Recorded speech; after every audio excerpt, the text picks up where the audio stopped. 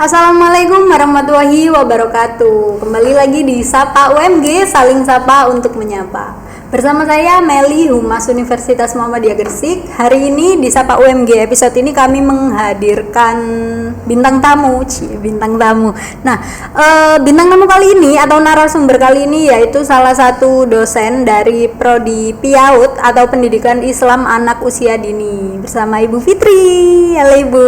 Halo, Assalamualaikum. Waalaikumsalam. Gimana Ibu kabarnya Bu? Alhamdulillah sehat. Alhamdulillah. Sekarang berarti teman-teman mahasiswa ini udah selesai UAS ya Bu ya? Sudah selesai pertemuan minggu yang kemarin, sudah 16 kali pertemuan.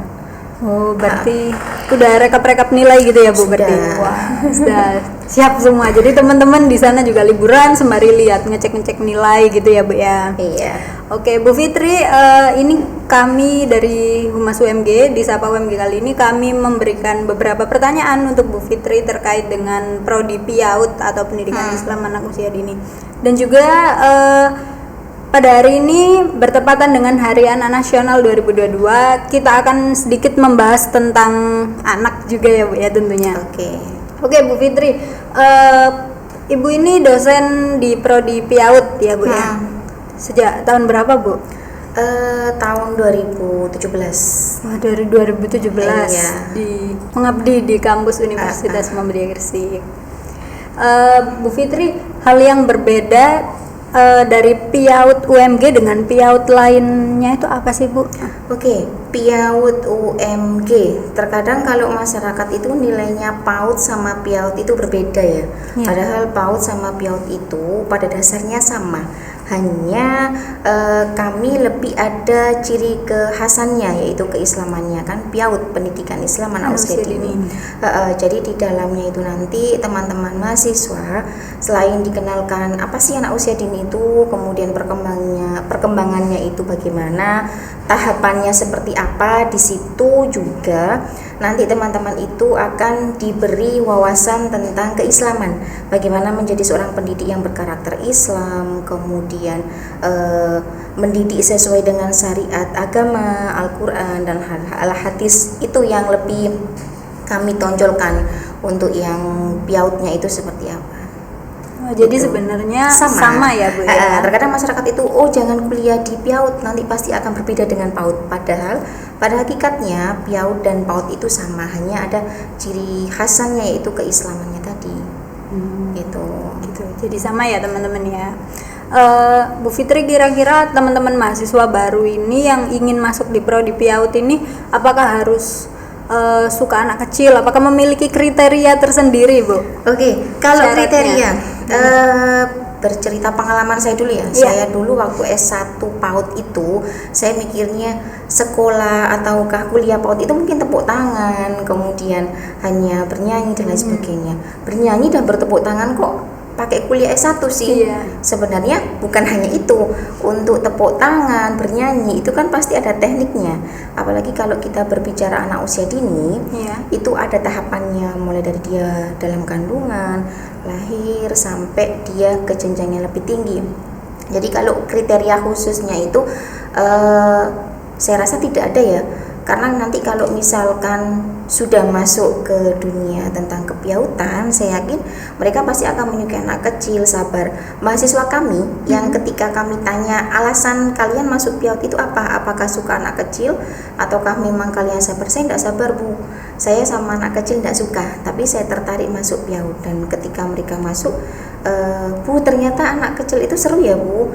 Ternyata kita masuk Prodi PIAUD itu kita juga nanti melatih kesabaran tentang bagaimana cara menghadapi anak. Untuk kriteria khususnya sih tidak ada. Yang mau masuk Prodi PIAUD ya semuanya, tidak ada kriteria khususnya. Oh gitu. Jadi bahkan banyak ya Bu ya mahasiswa Ibu yang sebenarnya itu nggak suka anak kecil dan nggak sabar. Dan rasa itu tiba-tiba muncul saat mereka belajar di PIAUD ya. Menarik sekali teman-teman, belajar tentang anak usia dini itu sebenarnya nggak gampang ya Bu ya. Sensitif sekali soalnya ya. Karena kalau saya duduk di sini, maknya duduk di situ kan tidak mungkin ya duduk langsung di sini besar gitu. Ada proses di mana kita menjadi seorang dewasa itu pasti dari anak usia dini. Iya, betul sekali. Bu, ngomong-ngomong soal prodi PIAUD, ini di dalam prodi PIAUD ini kita belajar tentang apa aja, Bu? Kalau di prodi PIAUD sendiri pasti kita akan dikenalkan anak usia dini itu apa sih, dari usia berapa dikatakan anak usia dini. Kalau menurut teori anak usia dini itu mulai dari dia dalam kandungan sampai dia di usia, ada beberapa yang mengatakan 0 sampai 6 tahun, 0 sampai 8 tahun.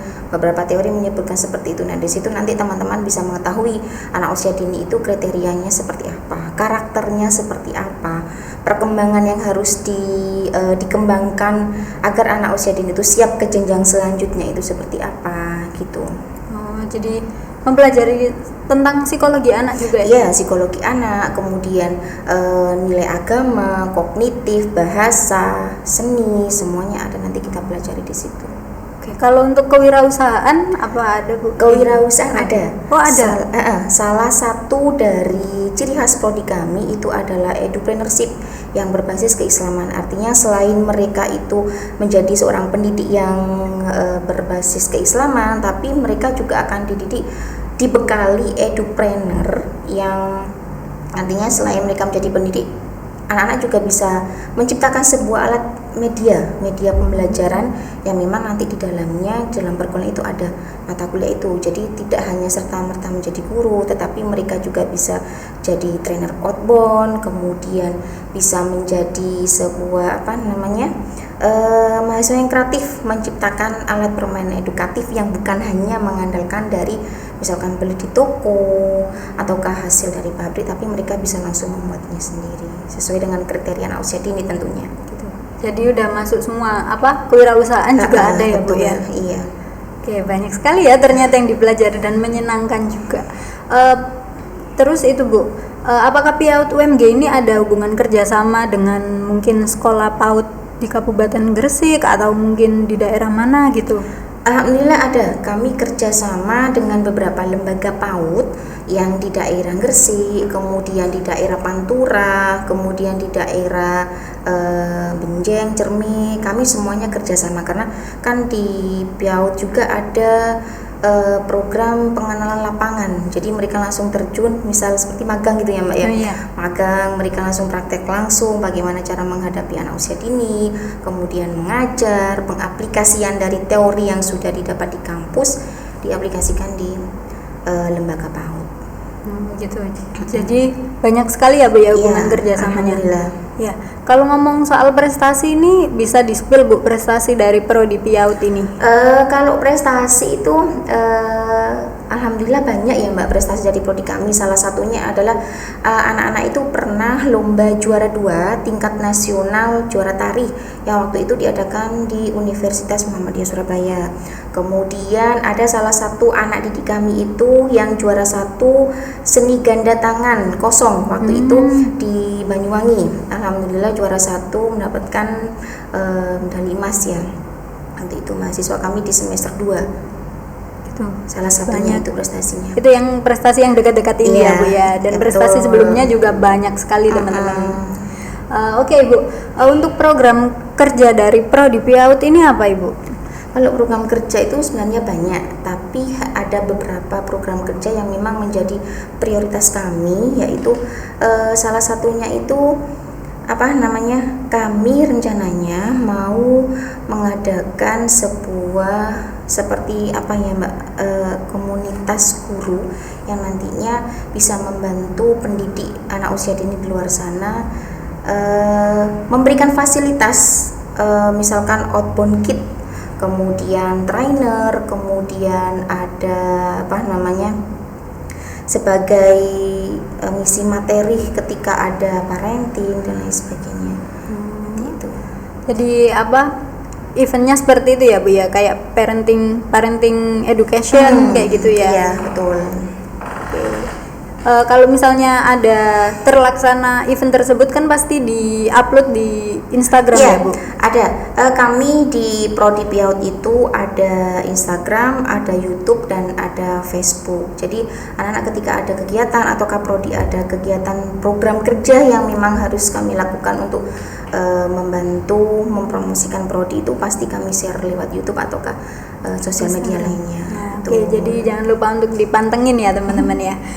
Oke Ibu, bertepatan dengan Hari Anak, ini kita akan membahas sedikit tentang anak usia dini juga ya Bu ya. Nah jadi kira-kira anak usia dini itu mengenal belajar, mengenal yang namanya belajar itu dari usia berapa Ibu?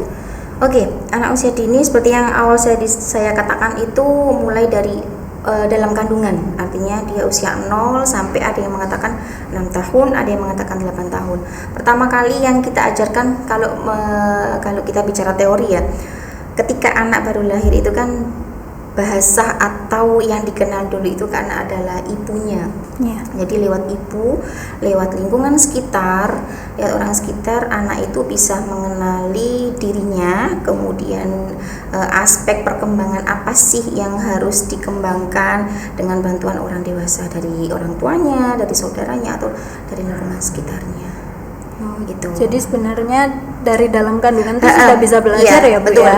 Ketika ibu hamil itu kan biasanya ada stimulasinya ya, didengarkan murotal, kemudian ibunya mungkin melakukan aktivitas atau kegiatan apa itu, kita ajak ngobrol si janin dalam kandungan. Oh iya, hari ini kita minum obat ya, kita vitamin, kita pergi ke dokter, makan nasi dan lain sebagainya, itu sudah distimulasi sejak dalam kandungan, karena dia akan merespon dalam kandungan sampai dia lahir, dia sudah bisa mengenal suara ibunya. Betul. Terkait kayak perkembangan anak usia dini itu kan berbeda-beda ya Bu ya biasanya. Kadang yang umur 2 tahun itu udah bisa ngomong, ada yang umur 3 tahun setengah itu masih gitu. Itu sering terjadi ya Bu ya? Sering. Jadi perkembangan anak itu kan berbeda-beda. Ada yang usia 2 tahun dia sudah bisa berbicara.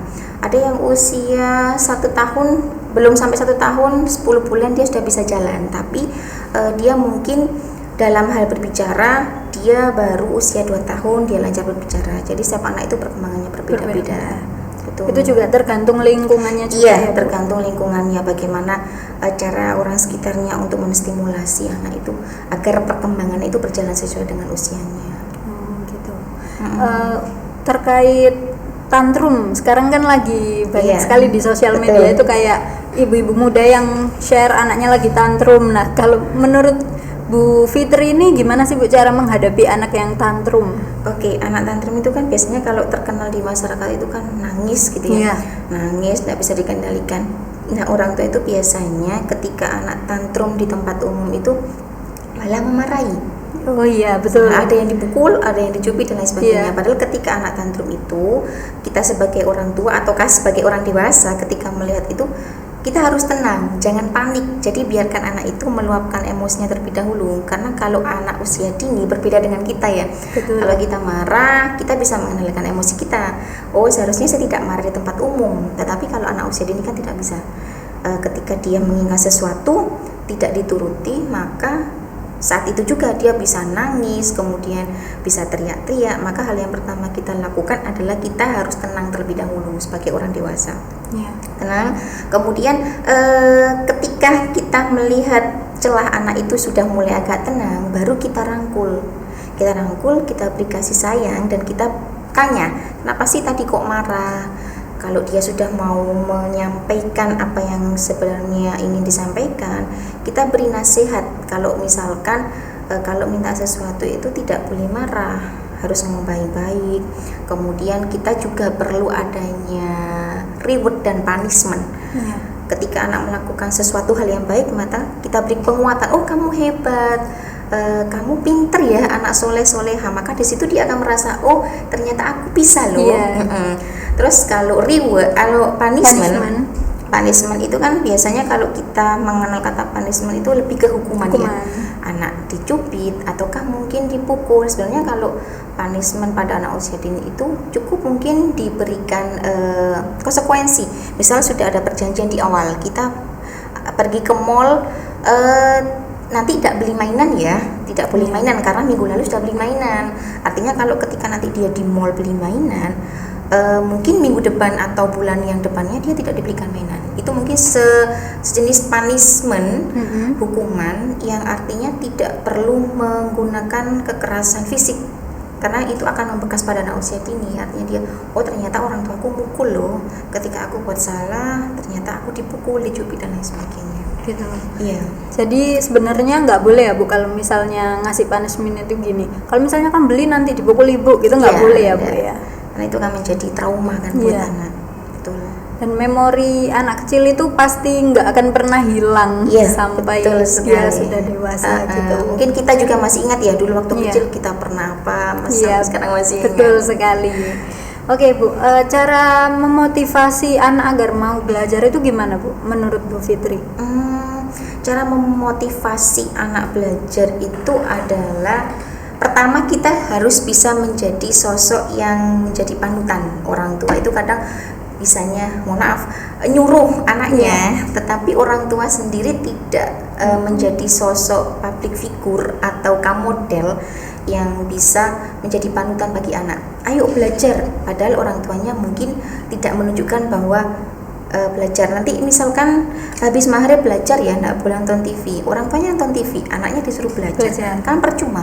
Loh, mama nonton TV kok aku disuruh belajar, pasti dia akan seperti itu. Sama halnya dengan pembiasaan kecil yang kita harus bisa menjadi contoh.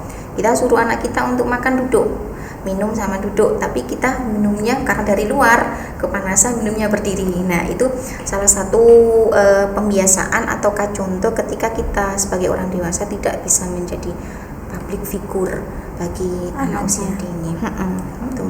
Nah Bu Fitri bisa bagikan tips parenting education menurut Bu Fitri secara garis besar aja.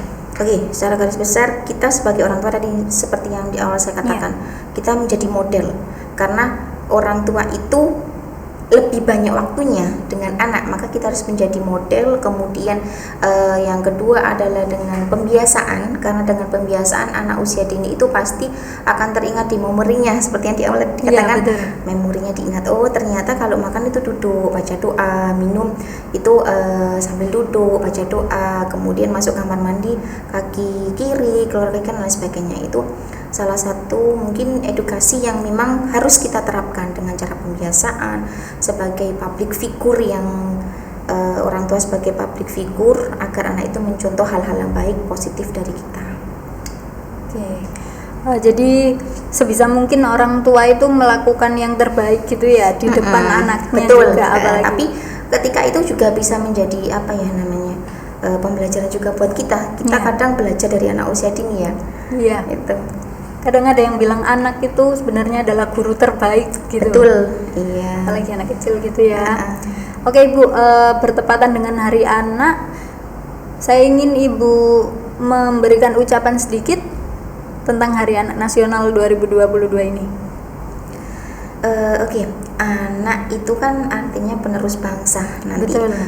Menjadi sosok pemimpin ke depannya, maka mungkin untuk Hari Anak Nasional tahun 2022 ini mungkin harapan kami atau harapan para orang tua di luar sana itu anak itu terhindar dari hal-hal yang mungkin tidak kita inginkan. Artinya sekarang lagi maraknya pendidikan seks, kemudian pelecehan, bullying dan lain sebagainya. Maka kita harus bisa melindungi anak dari hal-hal yang seperti itu, dan kita harus bisa memberikan pendidikan yang memang sesuai dengan usianya, agar ketika anak itu ke jenjang pendidikan yang lebih tinggi, dia sudah siap bahwa ini loh bekal saya untuk menghadapi masyarakat yang kan ada yang mengatakan ya dunia itu keras dan lain sebagainya. Betul. Maka kita harus bisa membekali anak itu.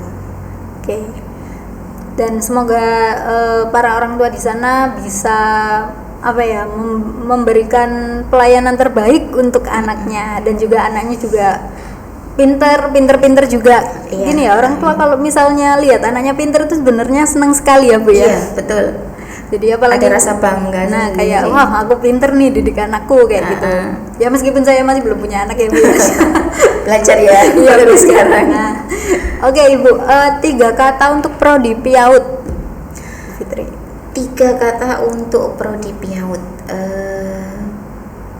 cerdas, ceria, dan berprestasi. Oke, cerdas, ceria, dan berprestasi. Oke Ibu, di situ ada kamera. Saya persilahkan Bu Fitri untuk mempromosikan Prodi PIAUD. Oke. Silakan Ibu. Terima kasih. Assalamualaikum warahmatullahi wabarakatuh. Saya Bu Fitri, salah satu dosen program studi pendidikan Islam anak usia dini, Fakultas Agama Islam Universitas Muhammadiyah Gresik. Saya di sini mengajak teman-teman untuk bergabung di prodi kami, di prodi PIAUD Fakultas Agama Islam Universitas Muhammadiyah Gresik, menjadi mahasiswa kami, menjadi mahasiswa yang cerdas, ceria, dan berprestasi. Untuk syarat dan ketentuannya, tadi seperti yang dikatakan di awal, bisa yang baru lulusan SMA atau mungkin yang sudah menjadi guru pendidik anak usia dini yang belum menempuh pendidikan strata 1 atau S1 bisa langsung bergabung dengan prodi kami. Jadi jangan malu ketika untuk datang ke prodi kami, hanya sekedar bertanya apa sih prodi PIAUD itu. Dan di prodi kami juga banyak sekali beasiswa, salah satunya adalah beasiswa KIP juga ada, kemudian beasiswa berprestasi, kemudian ada beasiswa yatim piatu, ada beasiswa kader, dan beasiswa tahfidz, serta banyak sekali beasiswa yang kami tawarkan di prodi kami PIAUD. Jadi segera bergabung di prodi kami, Prodi Pendidikan Islam Anak Usia Dini Fakultas Agama Islam Universitas Muhammadiyah Gresik. Terima kasih. Wassalamualaikum warahmatullahi wabarakatuh. Waalaikumsalam warahmatullahi wabarakatuh. Oke, jadi teman-teman apabila ingin masuk di prodi PIAUD, teman-teman cukup daftar dari rumah, jadi nggak perlu datang ke kampus, bisa online melalui website pmb.umg.ac.id. Dan juga Bu Fitri, terima kasih untuk waktunya dalam mengisi episode kali ini di Sapa UMG. Semoga semua diskusi tadi bisa diserap oleh teman-teman untuk bahan pembelajaran ya. Jadi belajarnya mulai dari sekarang teman-teman ya, meskipun masih belum memiliki dedek gitu atau anak kecil gitu ya. Oke, terima kasih teman-teman. Sekian dari saya dan Bu Fitri. Kami pamit undur diri. Fastabiqul khairat. Wassalamualaikum warahmatullahi wabarakatuh.